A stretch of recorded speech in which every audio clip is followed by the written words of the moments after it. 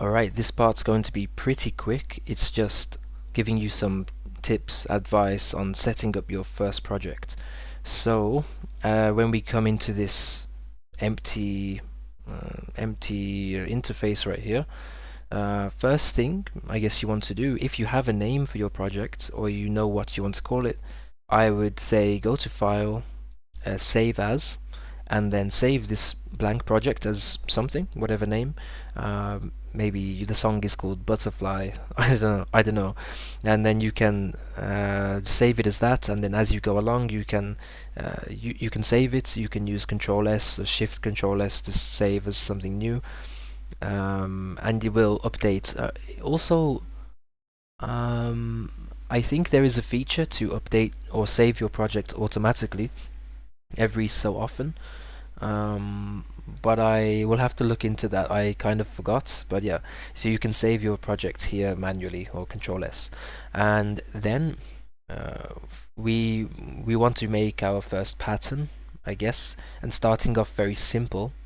You see, as I mentioned before, pattern one, we can call it something. Maybe you want to begin by making some drums, so we can click on this pattern here after naming it.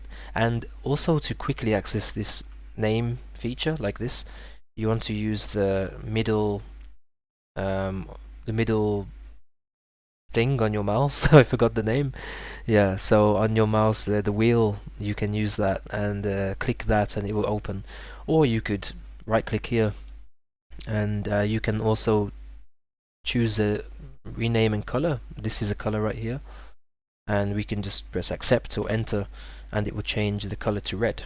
So in your playlist it will be a red one right here, and adding a bit of color can make it uh, it's easier to see, but also it makes your project look more creative and could generate more ideas.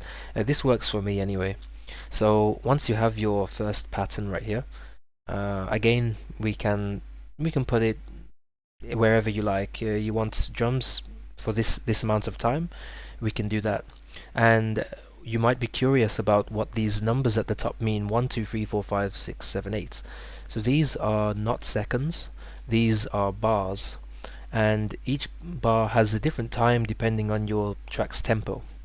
So this track is 140, which means 140 beats per minute, and that's what BPM here means. I'm just right clicking here to go to this. So BPM, different types of tracks have different speeds, different BPMs, we can say. You can tap, and if you click this tap and you tap on your keyboard, or and you see if you make a rhythm, a tempo, it will give you what speed this is. So you're not too sure what speed you want, so you can just tap yourself like, yeah. So this would be around 115, and then yeah, you could sync your track to this, or you could just make it 115, the project now, and the speed will change. So yeah, this would be setting up your first project.